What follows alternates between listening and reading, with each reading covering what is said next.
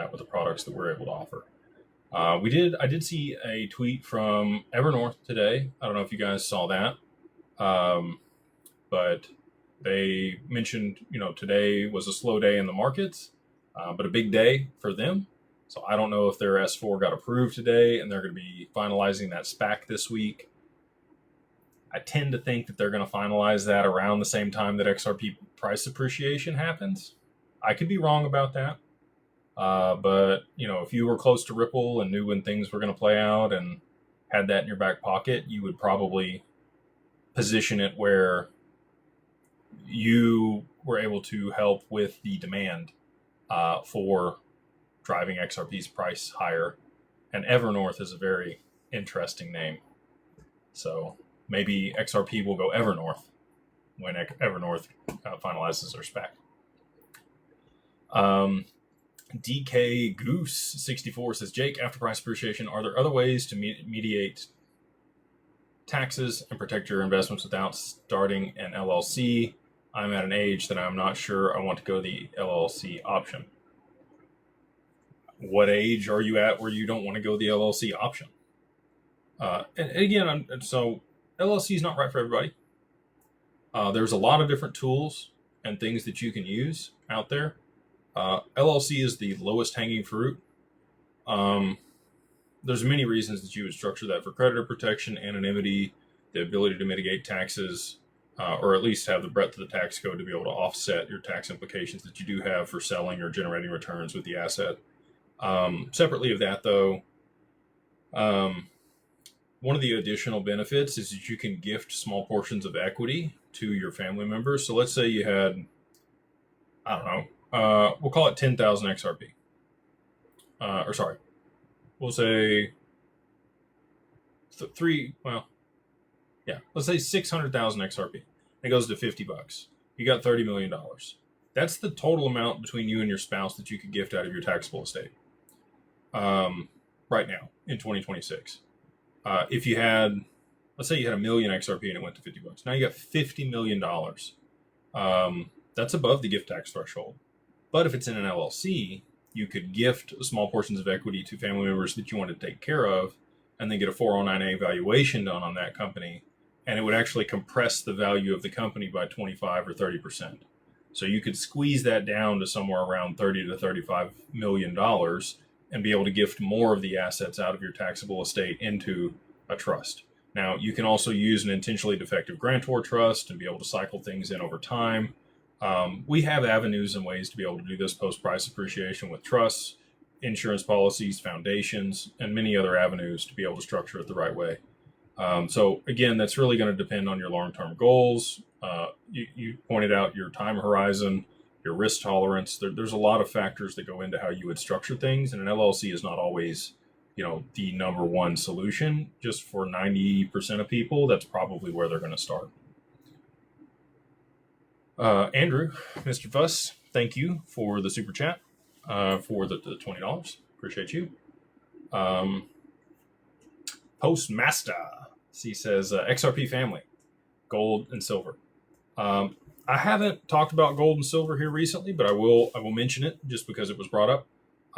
I still see silver pulling back to $50. I still see gold pulling back down to $2,200, $2,100. I don't think it will stay there very long. I think that will happen when reverse carry trade unwinds. I think that it's going to be a straight line down and a V bottom out of there. But I see both of those levels as new support for both of those assets. And I do believe that the chart is going to come back at some point and touch those price levels. So can you pick it up when that's going on? I don't know. Should you sell now? I don't know. Depends on, again, a lot of factors, and you should speak with your financial advisor before making those decisions. I'm just telling you where I see the market going and when I would be looking to make an allocation. WiseFit again says, hey Jake, Carbon One DWP member, awesome, glad to be working with you, appreciate you being part of the mastermind.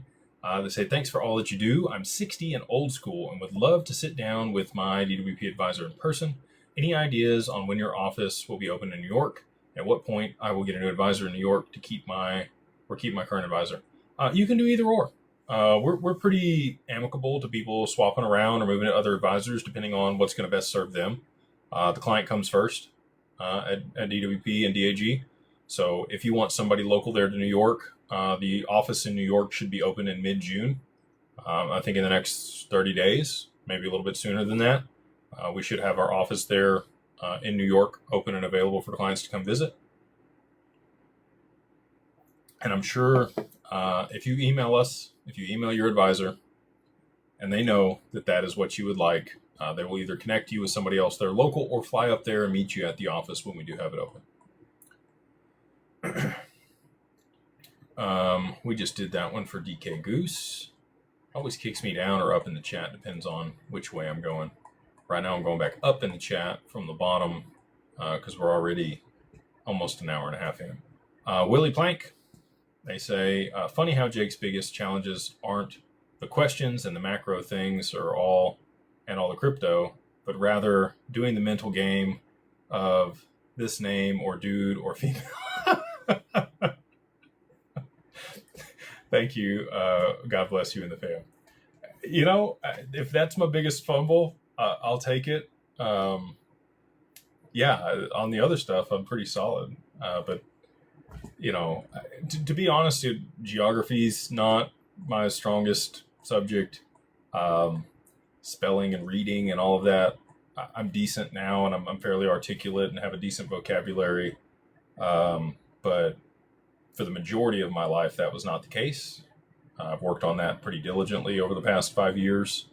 And so, you know, there's still points where I'm trying to read something that I'll give you guys, if y'all want to really know, I'll share a inside joke between me and my wife. I don't know if she'll find this funny or not. She'll probably be like, you sound stupid, which I do on this one, just full candor. I don't remember, we were sitting in bed one night and I was reading a book. And you know how people say tomato? It was like spaced out and had asterisks in the word. And I was like, tumatu or putatu. Like, and it didn't even dawn on me that it said tomato type thing. So I this is real time. It's live, right? It's not pre-recorded or anything. So yeah, I fumble with names. I'm also working on that. I'm not best at remembering everybody's name. I remember your face for the rest of my life. If I ever see you out in public or at another event or anything, I will remember things about you and what you told me about your kids and like all the other things about you. Names, you know, I'm getting better at remembering. I'm trying to be better about saying your name back to you at least 3 times in a conversation. And if I do that, then I'll remember your name. But if I don't get it 3 times, it's not perfect. I will say that one of the things I noticed about Brad Garlinghouse is he is fantastic at that. And everybody says that. People that have met Brad one time 10 years ago will walk up to Brad and he will know their name immediately. So shout out to Brad Garlinghouse.